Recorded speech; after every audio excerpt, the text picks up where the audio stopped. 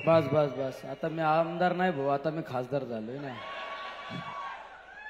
विसरले काय तुम्ही मला? शिवस्वराज्य यात्रा आणि या यात्रा ज्यांच्या माध्यमातून या महाराष्ट्रामध्ये प्रत्येक मतदारसंघामध्ये आपल्या पक्षाचे विचार, छत्रपती शिवरायांचे विचार घेऊन जाण्याचं काम केलं जातं. यांच्या नेतृत्वाखाली यात्रेने शुभारंभ केला. आपले राष्ट्रवादी पक्षाचे प्रांताध्यक्ष, तुमचे आमचे सर्वांचे नेते, आणि टप्प्यात आला की करेक्ट कार्यक्रम करतो असे जयंतजी पाटील साहेब, दुसरे ज्यांनी घराघरामध्ये छत्रपती संभाजी राजांचे विचार पोचवले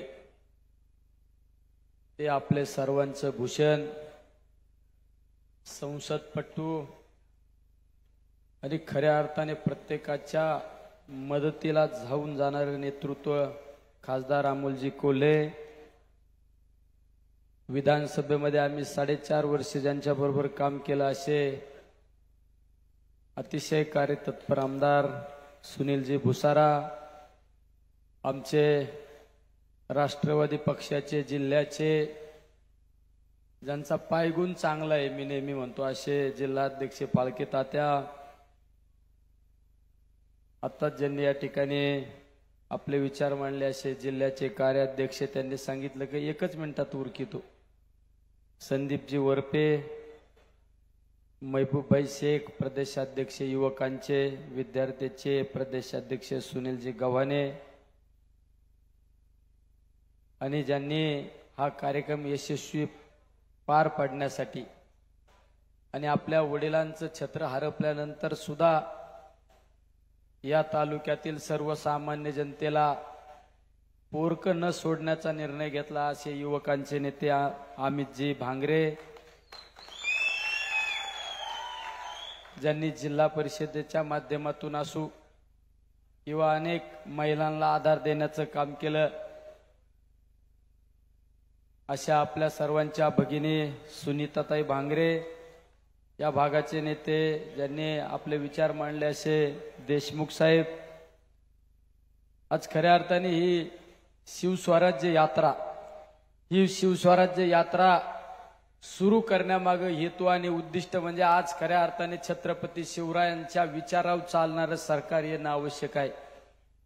छत्रपती शिवरायांचं विचाराचं सरकार म्हणजे 18 पगड जाती धर्माच्या लोकांना बरोबर घेऊन चालणारं सरकार, माझ्या शेतकऱ्यांचा हिताचा विचार करणारं सरकार, माझ्या बेरोजगार तरुणांचा विचार करणारं सरकार, माझ्या सर्वसामान्य कुटुंबातील गरीब घरातल्या मुलांच्या शिक्षणाचा विचार करणारं सरकार.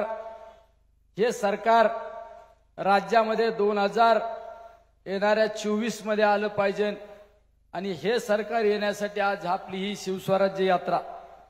कारण आज खऱ्या अर्थाने छत्रपती शिवरायांच्या विचाराची गरज आहे आणि छत्रपती शेवरायांचा विचार, शाहू फुले आंबेडकरांच्या विचारावर चालणारं सरकार या राज्यामध्ये येणं आवश्यक आहे. आज पाहिलं असेल या राज्यामध्ये शेतकऱ्यांची काय परिस्थिती आहे.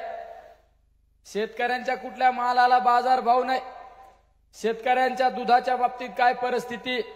याच कुतुळमध्ये आमच्या काही युवकांनी दुधाच्या बाबतीत उपोषण केलं, आंदोलन केलं, पण कुठल्या सरकारचा जबाबदार माणूस त्या ठिकाणी आला नाही आणि विचारपूस सुद्धा केली नाही. जर सरकार आपल्या शेतकऱ्यांच्या हिताचं विचाराचं सरकार यायचं असेल तर येणाऱ्या कालखंडामध्ये आदरणीय पवार साहेबांच्या नेतृत्वाखाली सरकारच्या मागे आपण पाठीशी खंबीरपणे उभे राहिले पाहिजे. ही सगळ्यात महत्वाची भूमिका आहे. कारण या राज्यामध्ये, या देशामध्ये खऱ्या अर्थाने शेतकऱ्याचा जाण असणारा नेता म्हणून ज्या नेत्याकडे आपण पाहतो ते आदरणीय पवार साहेब, आणि त्या पवार साहेबांच्या नेतृत्वाखाली आपण काम करतो. पवार साहेब कृषी मंत्री असताना पवार साहेबांनी 72,000 कोटी रुपयाची कर्जमाफी दिली आणि त्याच पवार साहेबांनी या महाराष्ट्रामध्ये औद्योगिकरण आणलं आणि अनेक बेरोजगारांना रोजगार देण्याचं काम केलं. अशा पवार साहेबांच्या पाठीशी आपण उभा राहिलं पाहिजे. ही सगळ्यात भूमिका घेऊन या ठिकाणी जयंत पाटील साहेबांच्या माध्यमातून, अमोल कोल्हे साहेबांच्या माध्यमातून ही यात्रा प्रत्येक मतदारसंघामध्ये आपले विचार मांडण्याचं काम करत आहे। एवढं अनेक पवार साहेबांवर बद्दल जर बोलायचं म्हणलं तर अकोले भागामध्ये सुद्धा जो आज विकास दिसतो तो सुद्धा आदरणीय पवार साहेबांच्या माध्यमातून दिसत आहे। अनेक खेड्यापाड्यामध्ये पवार साहेबांनी विकासाची गंगा पोचवण्याचं काम केलेलं आहे। त्यामुळे आज आपण सर्वांनी राष्ट्रवादी पक्ष आदरणीय पवार साहेबांच्या नेतृत्वाखाली येणाऱ्या कालखंडामध्ये आपल्या विचाराचा, आपल्या महाविकास आघाडीचा आमदार निवडून येणं सगळ्यात महत्वाचं आहे। अनेक मान्यवरांनी आपले विचार मांडले, कार्यक्रमाला उशीर पण झालेला आहे, त्यामुळे मी जास्त काय बोलणार नाही, कारण मागून चिठ्ठी येण्यापेक्षा आपलंच बास केलेलं बरं। जाता जाता सगळ्यांना एक विनंती करून जातो, सर्वांनी एकच निर्धार करा, आता थांबायचं नाही। आपला विचाराचा आमदार आदरणीय जयंत पाटील साहेबांच्या विचाराचा, आदरणीय पवार साहेबांच्या विचाराचा, राष्ट्रवादी पक्षाच्या विचाराचा आमदार सर्वाधिक मताने विधानसभेत पोहोचला पाहिजे, हाच या ठिकाणी सर्वांनी निर्धार करा, हीच या ठिकाणी सर्वांना इच्छा, अपेक्षा बाळगतो, थांबतो। राम कृष्ण हरी, राम कृष्ण हरी। अरे काय आवाज तर येतो का? एकदा हात वर करून सगळे बोला बरं, राम कृष्ण हरी।